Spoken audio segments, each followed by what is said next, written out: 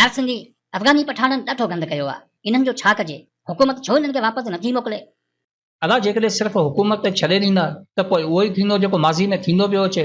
का हिकु क़ौम अहिड़ी ॿुधायो जंहिंखे हिते आंदो वियो हुजे ऐं पोइ वरी वक़्त ते वापसि पंहिंजे मुल्क मोकिलियो वियो हुजे। हुकूमत जी इहा ई कोशिशि हूंदी त कहिड़ी तरह इन्हनि खे कार्ड ॾेई वोटर लिस्ट में शामिल करे पंहिंजनि वोटनि में इज़ाफ़ो कयो वञे। इन्हनि अफ़गानियुनि जो सिंधी क़ौम सां कहिड़ो रवैयो आहे, कराची में छा पियो थिए, छा हुकूमत खे इन जी ख़बर कोन्हे? हथियार स्मगल करणु, मंशियात विकिरो करणु, सिंधी ॻोठनि ते हमला करणु, एतिरो सभु कुझु थियण खां पोइ बि छो हुकूमत को एक्शन नथी खणे? जॾहिं त पंजाब इन लोध खे बैन करे छॾियो आहे। सिर्फ़ु सिंधी यतीम आहे, इन करे जंहिंखे जीअं थो वणे तीअं पियो करे। पर भाई हिननि जो कुझु करणो पवंदो न त हे हिते वॾा मसइला पैदा कंदा।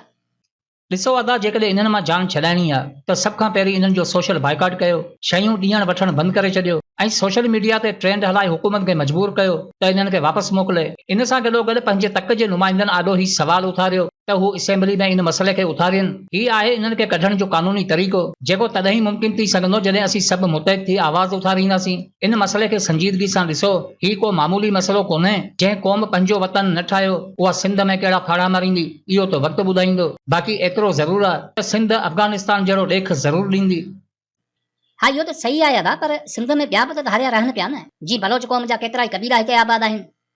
ॾिसो अदा, को बि शख़्स या क़ौम जेका सिंध खे पंहिंजी माउ सम्झे ऐं सिंधी क़ौम खे पंहिंजी क़ौम सम्झे, उनखे असां दिलि सां वेलकम कयूं था। ॾिठो वञे त बलोच क़ौम जो सिंध में वॾो किरदारु रहियो आहे। अॼु बि बलोचिस्तान में बलोच पंजाबी पठाणनि खां वधीक सिंधी क़ौम खे इज़त ॾियनि था। तारीख़ी हैसियत सां ॾिसूं त इन्ही बलोच क़ौम सिंध लाइ वॾियूं कुर्बानियूं ॾिनियूं आहिनि। अंग्रेज़ नेपर जे कब्ज़े खां पोइ 1843 में सिंध जी आज़ादी लाइ जेका पहिरीं जंग विड़ी वई, उन जंग में हज़ारे बलोच शामिल हुआ जेकी सिंध जी आज़ादी लाइ विढ़िया ऐं शहीद थिया। ज़हन में रहे त ही उहा ई जंग हुई जंहिंमें मरवेसूं पर सिंध न ॾेसूं नारे जो ख़ालिक होश मोहम्मद शीदी शहीद थियो हो। तारीख़ गवाह त दुनिया जी कंहिं बि क़ौम सां वास्तो रखंदड़ शख़्स या कबीलो जंहिं सिंध सां वफ़ा कई, सिंधी क़ौम हमेशा उनखे इज़त ॾिनी। जंहिंजो सभ खां वॾो मिसाल हीअ आहे त होश मोहम्मद शीदी जेको अॼु बि सिंधी क़ौम जो हीरो आहे, इहो असल में सिंधी न हो। अॼु बि जेको सिंध जे मफ़ाद लाइ कुझु करे थो, सिंधी क़ौम खे पंहिंजी क़ौम सम्झे थो, असां उनखे दिलि सां वेलकम कयूं था। असांजो एतिराज़ उन्हनि बदमाशनि ते आहे जेकी सिंध में रही सिंधी क़ौम सां वेर रखनि था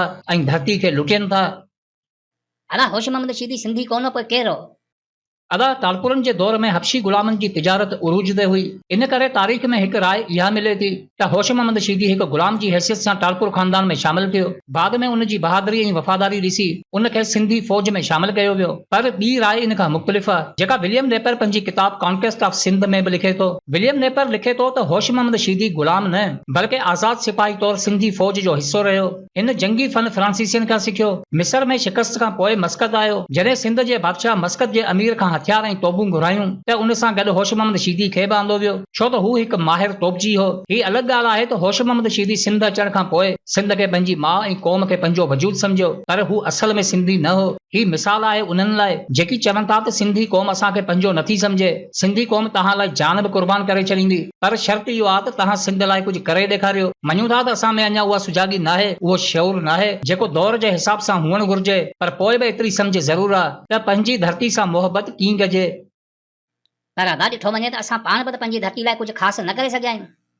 बिल्कुलु अदा, इहा हक़ीक़त आहे, पर ही बि त ॾिसो असांजा नसल उन धरती ते पलिया आहिनि जेका कुझु सदियूं अॻु सिर्फ़ु मैदान जंग रही आहे, जंहिंजी फिज़ा बारूद जी ज़द में रही आहे। कॾहिं यूनानियुनि हिते तीर वसाया त कॾहिं अरबन, तुर्खाननि, मुग़लनि ऐं अंग्रेज़नि घोड़ा दौड़ाया। कॾहिं तलवारनि सां सर तन खां जुदा कया विया त कॾहिं गोॾनि सां जिस्म ॻाढ़ा कया विया। ही उहा ई धरती आहे जिते शहीदनि जूं इज्तिमाही क़बरूं ठाहियूं वियूं ऐं लाशनि मथां फतेह जा झंडा ॻाढ़िया विया। असीं इन्ही धरती जी उहा बदनसीब क़ौम आहियूं जंहिंजी तारीख़ साड़ी वई, नसल लताड़िया विया। मञूं था त फतेह जा चस्का कॾहिं नसीब न थिया, पर पोइ बि शिकस्त खाई हार कॾहिं तस्लीम न कई। पंहिंजी धरती लाइ, पंहिंजे वजूद लाइ हमेशा बीठा रहियासीं। इन्ही मैदान जंग खे सरसब्ज़ बणाए छॾियो, बागनि जी शक्ल में जन्नत बणाए छॾियो। जिते जंग जा शोला मुक़दर रहिया उते हुसन जा बादल गजगोड़ कनि था। हिते हर दौर मुखालफ़त में पंहिंजो किरदारु अदा कयो, पर असां इन ज़ुल्म सितम में बि हिन धरती सां निभायो। माज़ी जा कहर अॼु बि असांजे ज़हननि में ज़िंदा आहिनि जेकी ख़ौफ़ जे पाछे सां असांखे पोइते धिकण जी कोशिशि कनि था। पर हाणे वक़्तु अची अची वियो आहे त असां उन खौफ़ खे शिकस्त ॾेई पंहिंजे सफ़र जो आगाज़ कयूं। ज़वाल ईंदा आहिनि, बुख, बदहाली, ज़ुल्म, सितम इन ज़वाल जो हिस्सो आहिनि। दुख इहो नाहे त इहे सभु असांजो मुक़दर रहिया, पर ख़ुशी इहा जो इहे सभु हमेशा लाइ न आहिनि। पंहिंजे ज़हननि खे आज़ाद कयो, माज़ी जे खौफ़ खे ख़तम कयो। क़ौमूं ज़वाल मां ई उथंदियूं आहिनि। पंहिंजी गैरत, पंहिंजनि सलाहियतनि खे उभारियो, दुनिया खे करे ॾेखारियो त अमन जा पुॼारी ज़रूर आहियूं, पर जॾहिं ॻाल्हि वजूद ते अचे त बग़ावत में बि हिकु मिसाल रखूं था। पर सिर्फ़ वजूद खे बचाइण काफ़ी नाहे, वक़्त जे तक़ाज़ाउनि खे बि पूरो करणो आहे। दुनिया में वाहिद असांजी क़ौम नाहे जेका बुख, बदहाली, ज़ुल्म, सितम, नाइंसाफ़ी ऐं जहालत जो शिकार रही हुजे। अमरीका, रूस, फ्रांस, आयरलैंड, स्पेन, चीन, बर्तानिया, Hungary, Finland, Poland, Bulgaria, Japan, Mexico, German ऐं अर्जेंटाइन जहिड़नि मुल्कनि जूं क़ौमूं बि इन्हनि हालतनि जो शिकार रहियूं आहिनि। पहिरीं जंग अज़ीम में यूरोप जा 40 मिलियन माण्हू क़तल थिया। अमरीकी खाना जंगी में 7.5 लख माण्हू मौत जी निंड सुम्ही रहिया। जापान ते 2 एटम बम किराया विया। चीन जो सॼो इंफ्रास्ट्रक्चर तबाह कयो वियो। फ्रांस बुख ऐं ज़ुल्म जी पूरी दास्तान लिखे थो,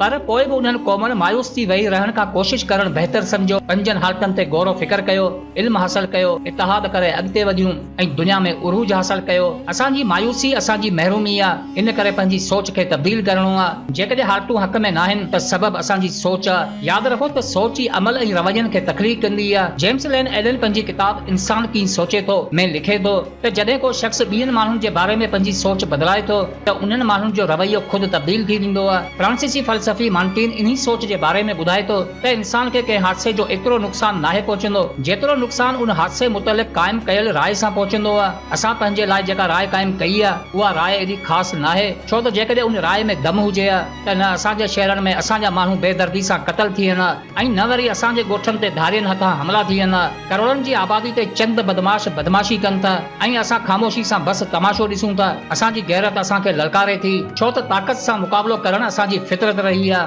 अफ़गानी असांखे ॾाढा न आहिनि, पर ॻाल्हि इत्तेहाद जी आहे। असांजी क़ौम जेकर उथी पवे त धारिया भॼण लाइ घस ॻोल्हींदा।